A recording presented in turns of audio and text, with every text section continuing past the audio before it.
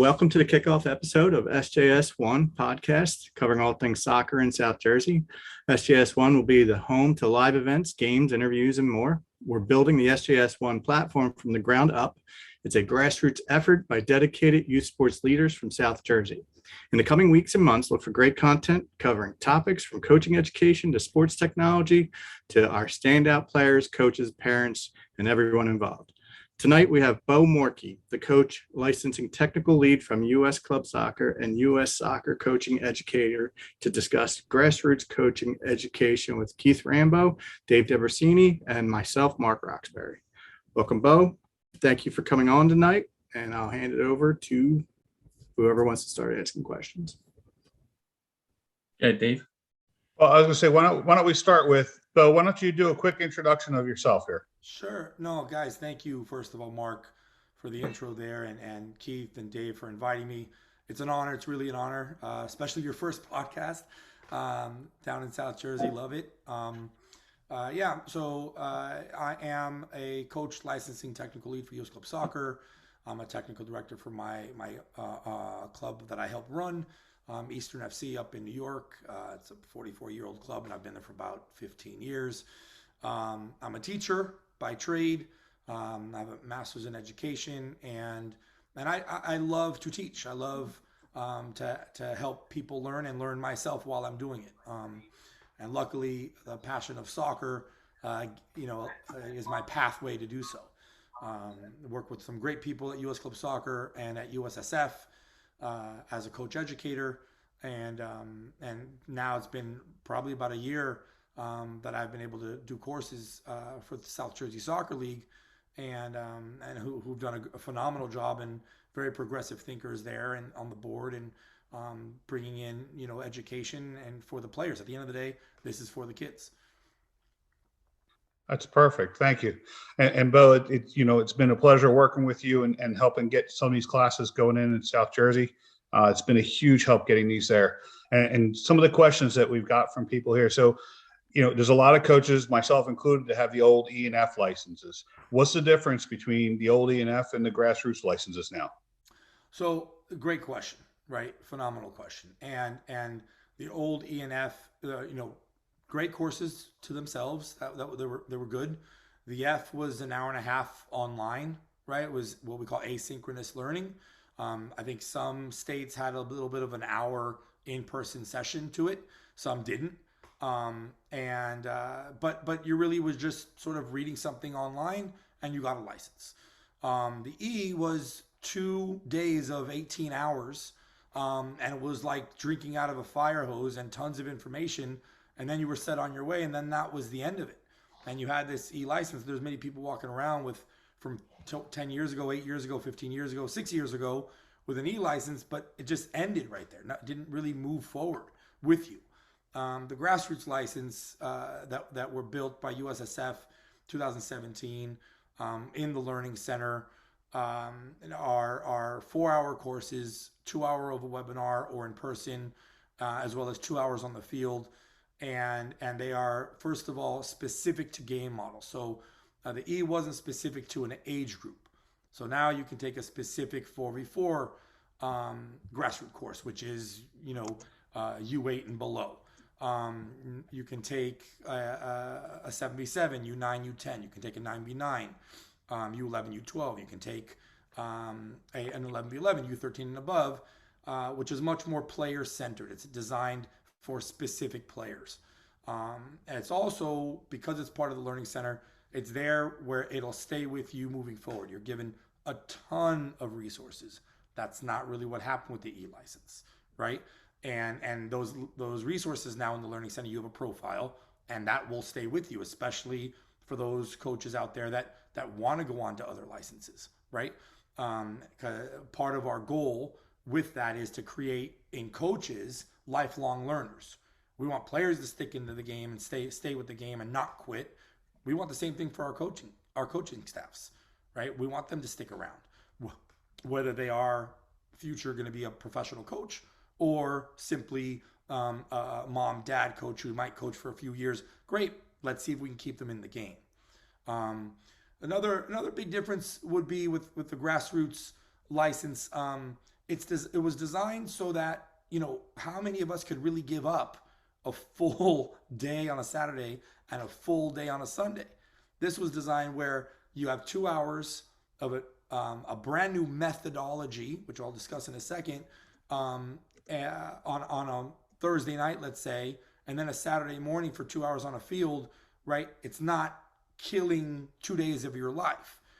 You could even possibly do a 2 hour on a Tuesday night at 7 o'clock, and then go to your normal practice on a Thursday night at 7 o'clock, and that would be your session. So you're not even touching a weekend, right? So in midweek, 4 hours, you're done, and you can get now moving on and not affect a whole weekend. Many times we found that people would have to miss games to go to coaching education. That's not what we want either, long term, right? The last piece about the differences are the methodology. So we have introduced what is called play, practice, play.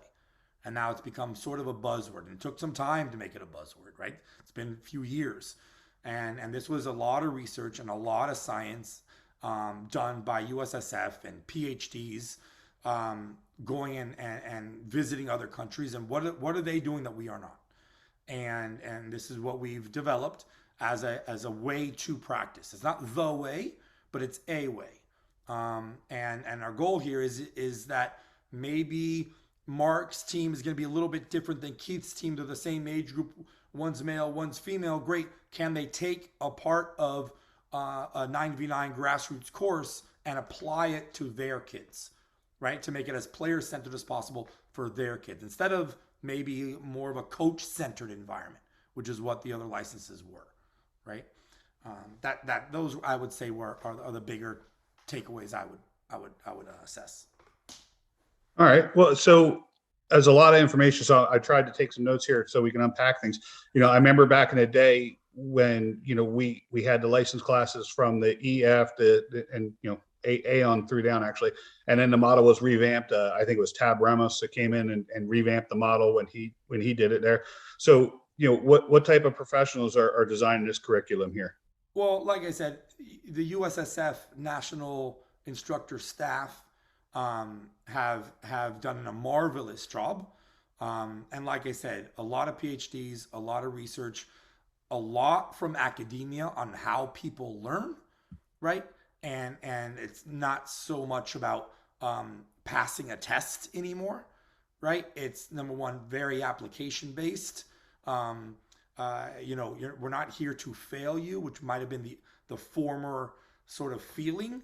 We're here to actually guide you and help you reflect. How do you become a better teacher? How do you become a better coach? How do you become a better player? Well, deep reflection, right? Where that piece brings me to what we call something brand new, and it's threaded from the grassroots courses all the way to the A Pro license, which is what we call our 6 tasks of a coach. One of them being leadership. How do you lead yourself, right? That's one of the things you'll maybe touch on in the grassroots. And as Keith knows, he just finished his D license, right? You really dive deep into the 6 tasks of a coach on the D license, where we actually give you a profile of a grassroots coach. We give you the profile of a D license coach. We've built standards. So this is what we're looking for from a grassroots coach. This is what we're looking for from a D license coach.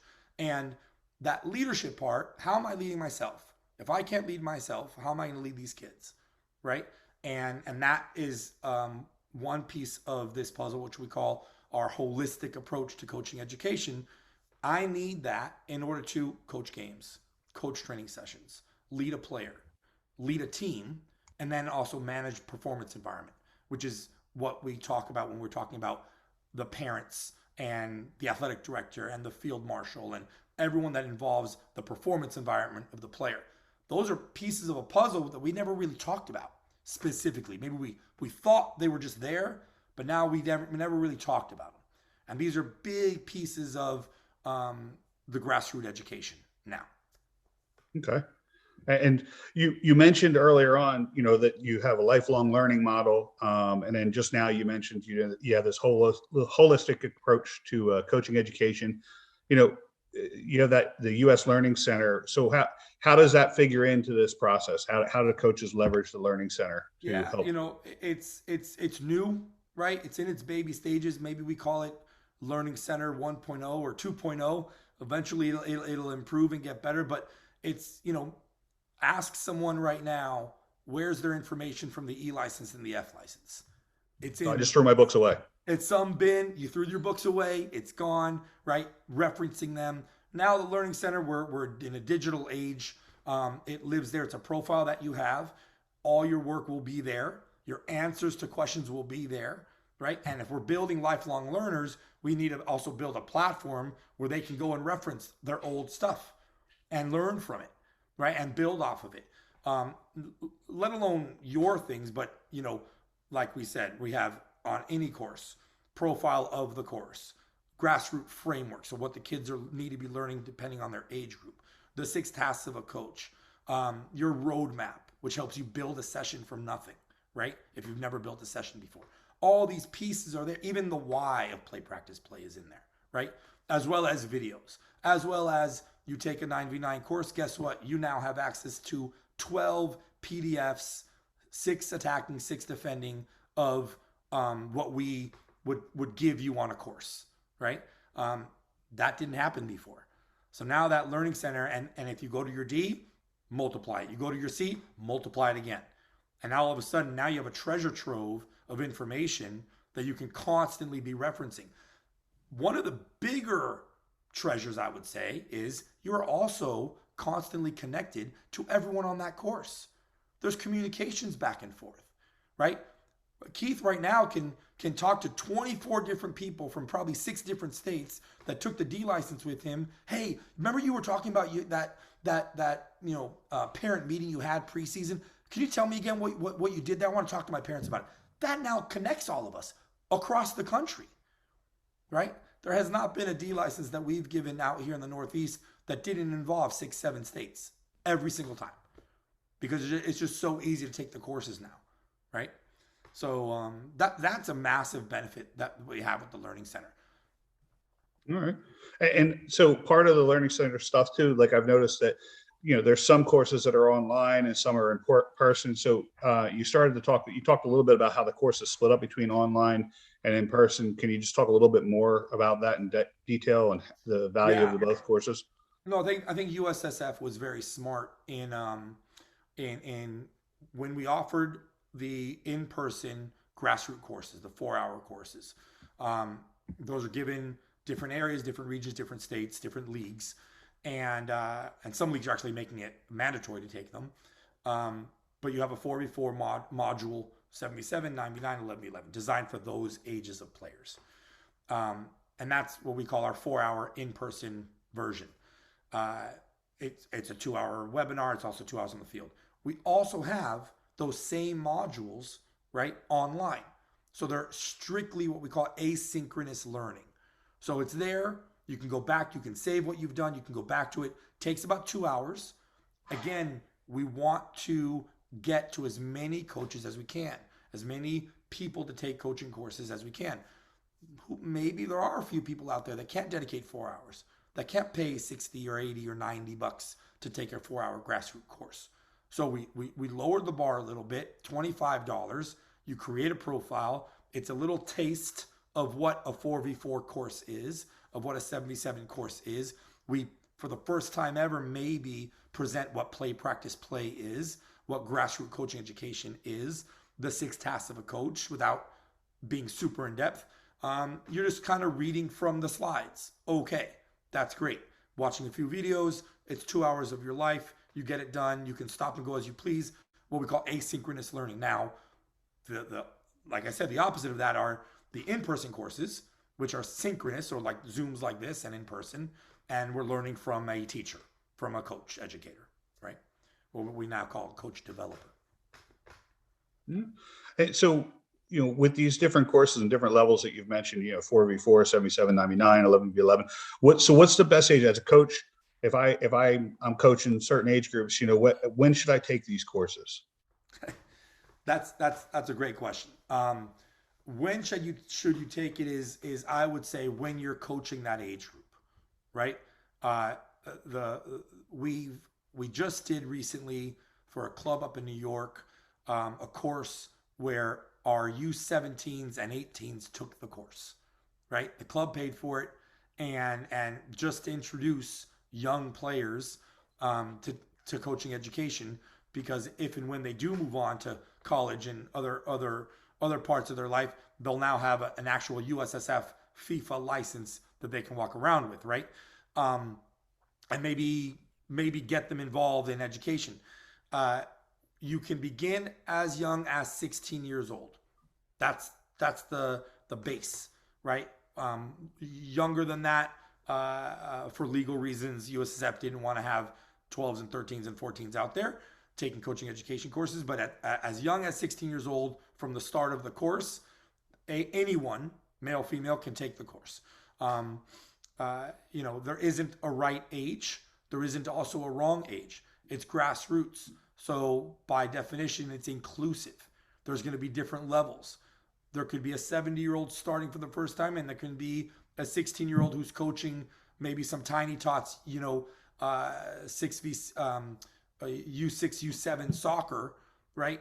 For a club internally rec program. Let's get them a license. Let's get them a little bit of understanding of the other side of the field, right? Not just on the field. And 16 years old and up, if they're coaching that age group, I would recommend take a 4v4 course. Helps them understand the players a little bit. Again, ultimate goal, can we make things as player-centered as possible? Long-term is keep these kids in the game. Keep them playing. Keep them having fun. Make sure that they want to come back, right? Huge piece of this puzzle. And then, I remember, from my older licenses that, we had specific models and how they preferred. We did our structure of our practices and the model used to be that you did small sided games first and you kind of built it up and then you kept building on that and stuff like that. So what's the model that you guys teach now in the grassroots courses and the 11v11s and all that? Great question. What you were talking about is a progressive model, right? Warm up, small sided, expanded, small sided, and then game.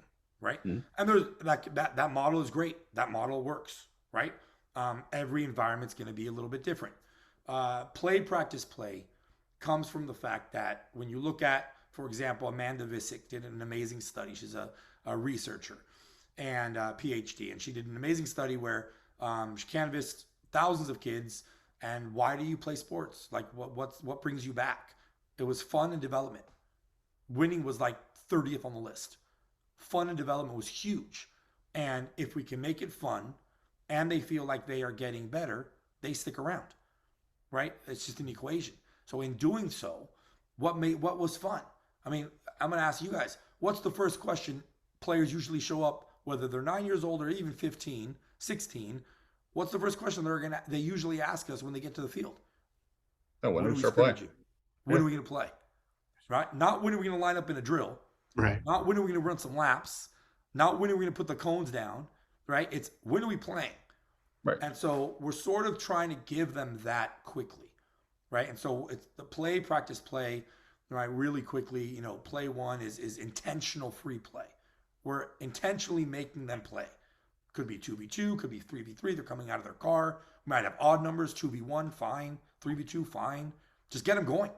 They don't really need to be told shoot there and defend there. They get it, right? If you want to get very organized, then you're there early and pennies are already down, orange pennies on this side, white pennies on this side, and they pick them up and they get going. Ball's already in the middle, right? And they don't need to know the topic yet. They can just get going. And as they start to play, you now can start introducing some what we call guided discovery questions. This is straight out of Teacher 101 handbooks, right? Guided discovery questions to help them maybe make decisions while they're playing. Instead of maybe how all four of us were coached. Get up the field. Get back down the field. What are you doing? Get to the right. Pass the ball now. Well, I think there's too much formality in travel from the very young. Like right. We start with flags and refs and uniforms. And, when I was young, soccer was not as popular, but it was pickup. And then we had teams that we would be more formal with. Right. But I played pickup soccer throughout the week before we had our weekend games. In the suburbs, we don't have that pickup ability. So practice to start your practice with a play that feels like a pickup game, to me, is genius. I appreciate the change in my practice schedule from that calisthenics to small group to now. Sure. to play, and then you do some of the formal practice. But Part of it, thank you for that, Mark, and I agree with you completely. Part of it is also the efficiency of it. When we're talking about grassroots kids, right? We're talking about not the kids that are playing 4 to 5 times a week. Right. We're talking about kids that are once a week, twice a week. Take a fall season, it's 10 weeks, 60-minute practice. That's 600 minutes. You dedicate 20 minutes of practice to not touching a ball, right? That's 200 minutes out of 600 that they didn't touch a ball. I mean, 10 minutes more than mine sometimes. Over careers, add that over lifetime. That's a lot of minutes off the ball, So that it becomes an equation. It becomes, how do we get the best of what we can in the moment and the time that we have, and then you factor in amount of field space you have and amount of kids that show up and all those things, right? The variables we can't control. But so play, practice, play is intentional free play. Practice, now this is way maybe more meat and potatoes. You can get in there, change a few things. Hey, are we seeing this picture the right way? Are we not? And adjusting, keeping it as game-like as possible, because we want it to replicate what they're going to get on the weekend, right? So there's a connection to that. And then the final play 2 is actually the game, right? How many of us start a season? Okay, it's a kickoff. No one knows what to do, right? Well, we had 4 practices. Did you actually practice a kickoff? Probably not. Because you're worrying about free kicks, and you're worrying about defending, and you're worrying about shooting, and you're worrying about whatever. So well, even with the lack of position definition, right? So we don't want to pigeonhole, but we also, it's a catch-22. Right. How do I train a defender when we don't really want to call them defenders just yet? Yeah. Right. Yeah, and that leads back into other things we talk about as well, which is, do you have a DOC? Does your club have a curriculum? Does your club have a guiding principle throughout? Because maybe some clubs do have their language that they want to use, and that's okay. But that play 2 is exactly that. It's to give the kids a chance to actually feel what the game will be like on the weekend. And you might have 8 kids. Well, great. Play a 4v4 with throw-ins, with goal kicks, with corner kicks, with kickoffs, right? So they know what's happening on the weekend. Even free kicks, right? Stop the game and maybe take 2 free kicks, so they know how to put a wall up and they know how to maybe try to bend a ball or whatever. And now this isn't a quick fix. And I also want to say, this isn't, you have to do it this way, which was maybe the old mentality. We don't want that. It's does Dave's team want to use a piece of this? Does Keith's team want to use a piece of this and adjust to what they're doing based on how many times they see each other, right? And what we have found, because there have been clubs that have adopted it across the country, many clubs, many even high-level clubs, and some town programs, kids love it. They adore it. They just love it. It's almost a little bit more pressure on coaches, because now in the middle of a 5v5, I've got to pick out defending. I've got to pick out attacking. And is that the right moment? Well, I got to do my due diligence and figure that out. That's my learning process. That's where I got to reflect. That's where I can maybe bring a mentor in to watch me and say, could you have done something different? Because is this a better way? And the top level coaches out there, the John Woodens of the world, so to speak, right? The Mourinho's of the world, that's what they're doing. They're always trying to get better, little by little. So just because I'm going to speak for all the coaches whose now heads exploding, right? That, bought their Carver CDs a few years back and, are digging into the training things. And I'll be honest, right? So when I ran my club, we had a very rigorous skill session where the players went through, and, in our 5 years of existence, we had 5 state championships. So there was some valid points to that. So, Sure. Skills have to be taught. So how does that fit into your program there? How does that fit in there? So again, let's go to what the context is, right? So play, practice, play, again, for grassroots. A grassroots player and a grassroots team is usually once to twice a week. You start to get to 3 to 4 times a week, we're not really grassroots anymore. Now that's much more of an elite level team, right? They're not playing basketball. They're not playing hockey if they're playing soccer 4 times a week, right? Probably not even running track on their track team, for the high school level. They're playing soccer year round. Great, no problem. But if you have a grassroots team and you only see them so many amount of minutes a week, right? Are we going to dedicate 20 minutes, 30 minutes to individual ball touches? Because how many times does that really happen in the game? How many times in a game are you and I going to pass back and forth 15 times in a row to work on our, keep your toe up, heel down, strike through the ball, step through the ball over and over and over without a defender? That's the key part. Okay? Because we're used to maybe being told what to do. How many times, how can we as coaches coach a lot during practice and it gets to the game and let the players think on their own? Let them figure it out and be okay if they don't figure it out, because they're not failing. You'll like this with Steve Davis, Keith. First attempt in learning, right? You don't fail. It's your first attempt in learning. You're figuring it out. Okay. Now, skill. You and I will work on technique. We'll pass it back and forth a million times. Awesome. Great. We worked on a technique, and a technique by itself in isolation is a technique. To make it a skill, put a defender in there. Now you and I can't just pass it back and forth. We need to think. And I can't be told what to do by the coach all the time. So how do I think? Okay. So in practice, play, what are the three things that coaches control? Coaches control space. Coaches control time. And they control the number of players. Those three things affect your practice. That's it. We don't control more than that. So I want more touches on the ball. Therefore, more interactions, we call them. So therefore, more moments of Dave using skill to get his thing across, whether it's an outside of the foot pass, an inside of the foot pass, a chipped ball, a trapped ball, whatever, a Cruyff move. I've got to make the space smaller. Now Dave's got to be pushed a little bit more in my game-like environment. In my 5v5, I'm going to make it really tight and small. That means the interactions are boom, boom, boom, boom, boom, boom, boom, boom. I need to give Dave some more time because maybe his level isn't there yet. I'm going to open up the space. I'm going to give him more time. I'm going to make it maybe 3 versus 1 because it'll take time for that 1 to get to those 3, right? And gives Dave more time to think, make the adjustment, adjust his body, make a good pass, and now he feels he did something successful. He actually connected a pass versus giving him some failure over and over and over and over and over. I'm not playing soccer anymore. I'm not coming back, right? So again, these are small things that happen, but it's what we call skill development, and you get to know this over time. That was one of the things I want to say before. Play, practice, play, and grassroots coaching education. This doesn't work in half a season or one season. And experienced coaches will tell you, it took us a season and a half to learn to play the ball out of the back. A lot. It doesn't happen in 3 practices. It takes time.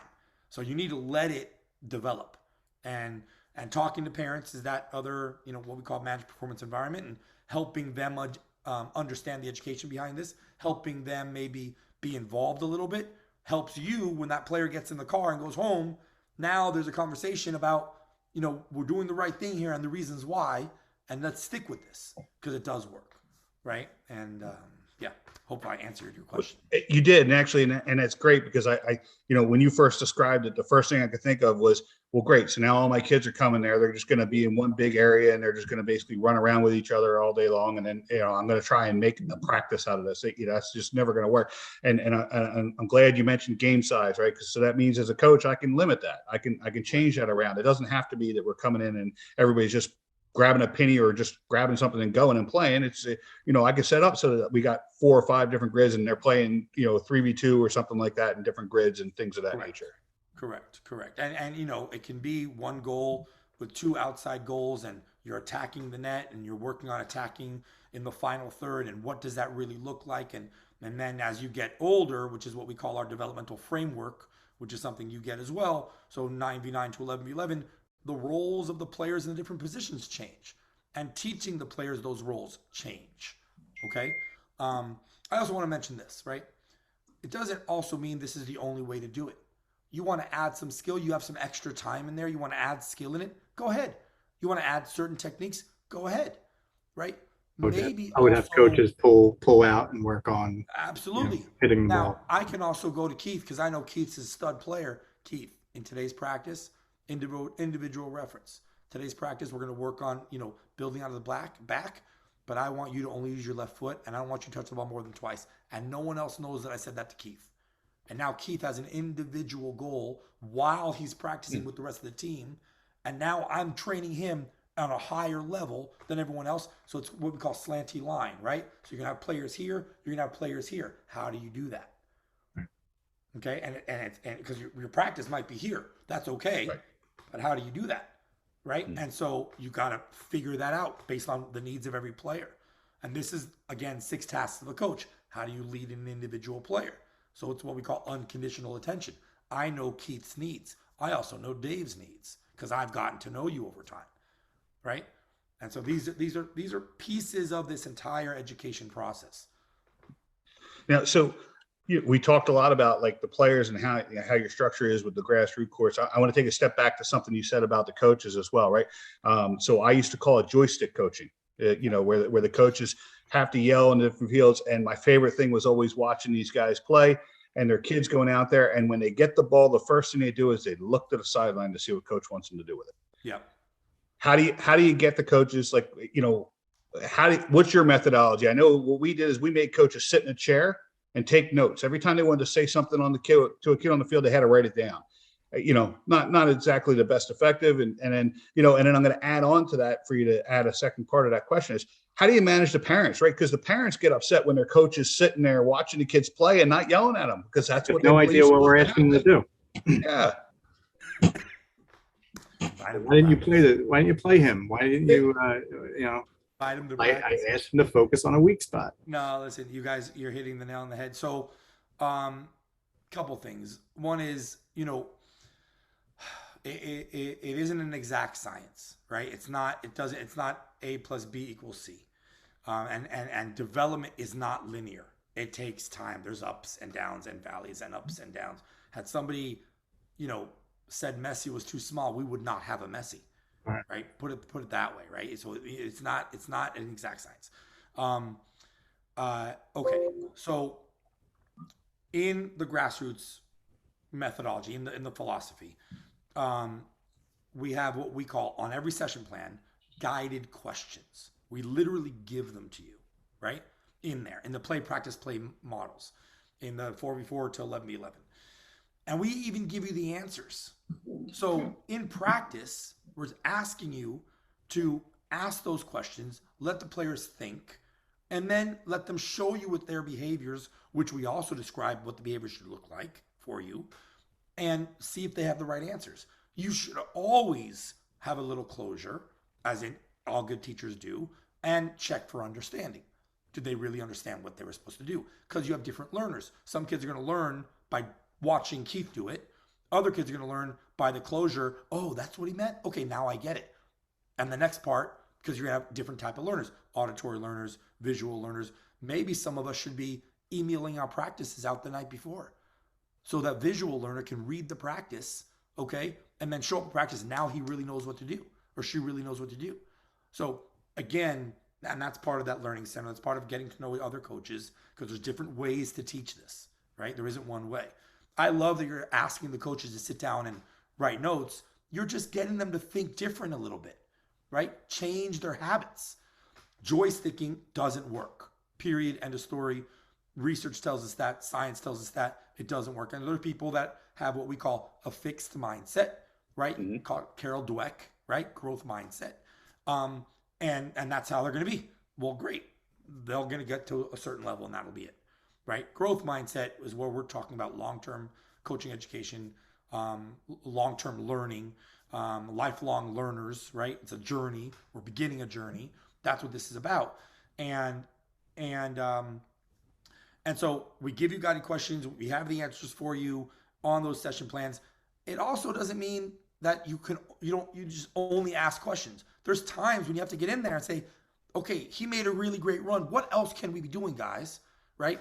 And or, hey, do me a favor. Take a look out here. Show them this picture. And now all of a sudden, oh, it sparks the light bulb in their head to come off. And you're not always looking for the negative. The other piece to this is massive amount of positive reinforcement, right?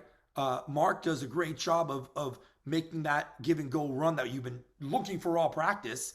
Freeze it, stop it. Mark, do it again what you did. This is what I want to see. It's a positive. Guess what? Friends want that recognition too. They start to copy Mark.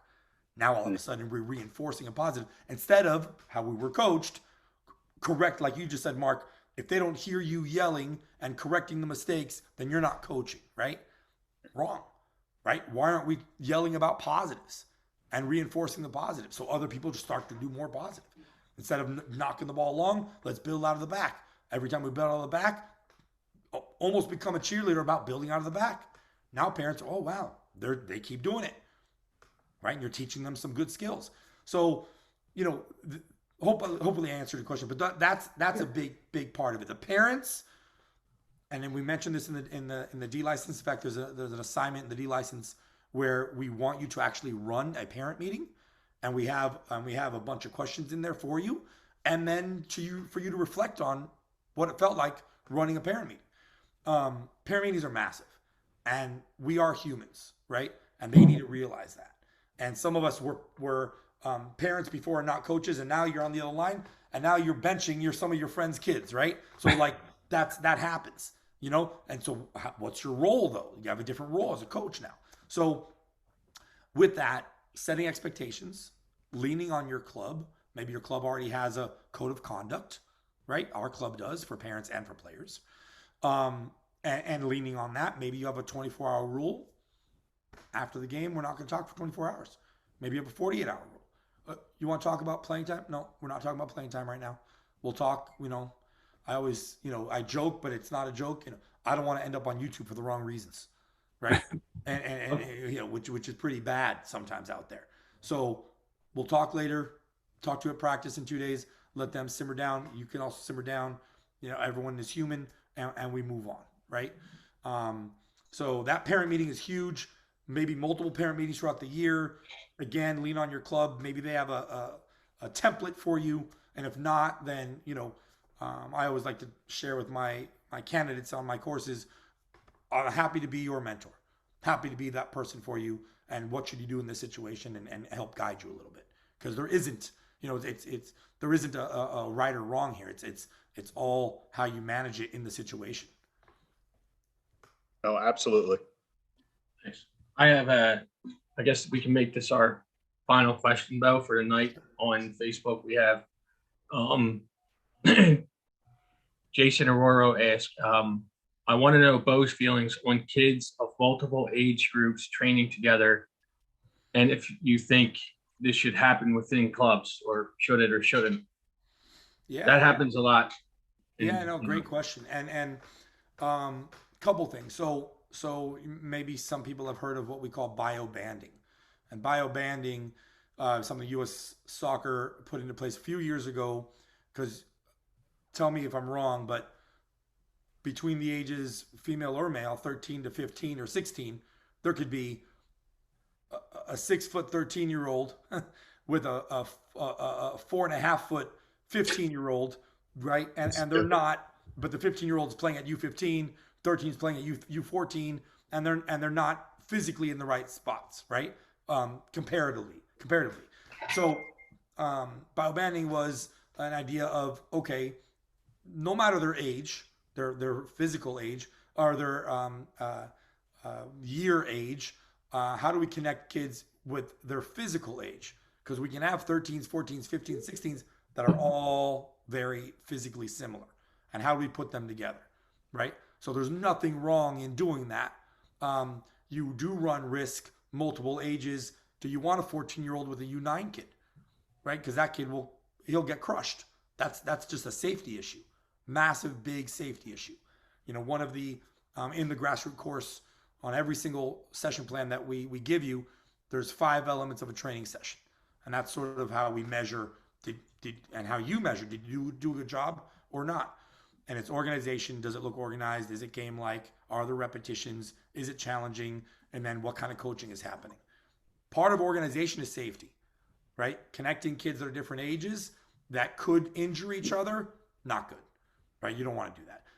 But be careful, because different age could be the same size. So you got to worry about that too, okay? Now, that being said, I sort of do understand the question that was it John O'Rourke? Jason. Jason, sorry. Thank you, Jason. Skill level is big. Size is bigger. Um, we do something in my club where teams have team training. Great, awesome. But now we have also skill training. So in the winter, when we go indoors, right? Okay, our attackers from different ages go into a session and they're working on attacking, they're working on shooting, they're working on aerial balls. And the defenders from different teams, different ages, were working on 1v1 defending, right? We try to pair them up size wise, but they're different ages, right? And we work on a skill for that age group. Not team development because they're not on the same teams, but skill development. Okay, so and you do have different ages, great, no problem. But you want to be careful of safety, and if you can make it more skill based rather than team functional based, you're probably doing a good thing. Thank you, Beau. Perfect. That's all we have. Is there anything else? Mark? No, I am not. This has been great. Thanks, Beau. Thanks for your time, your expertise. A refreshing talk. I personally am an advocate. I've seen it turn a couple teams around where you get them on the field, and the ones that the players that are late aren't late because they want to be late. It's they're late because of their parents and whatever else is happening in their lives. And you actually have that time to put kids on the field to play together while that's happening. So thank you for this. I've enjoyed. I've done 7v7 and 9v9, and looking forward to 11v11. I do have a question about how do we encourage continuing education in a way that's accessible, and personally like the requirement of it. In my other fields, I have CPEs that I have to complete. Right. I know that won't really fly with probably 90% of our coaches, but I would like to say. No, I hear you. Look, I don't think anyone can take away or maybe say that education doesn't work, right? And if you just look at history, right, when education comes into play, that environment changes. Would you just ask this to your parents, do you want your son or your daughter to go to a school that doesn't have certified teachers? Right? The answer is probably no. Right. So same thing, you want your coaches to know what they're doing, have some type of background, and at least have vested interest in what they're doing and invested in their own education, which shows, okay, well, he or she is taking the time to make themselves better. Hopefully they're going to make my son or daughter better, in the long run. I'm the director of coaching education for the Westchester Youth Soccer League up in New York, and it's a mandate.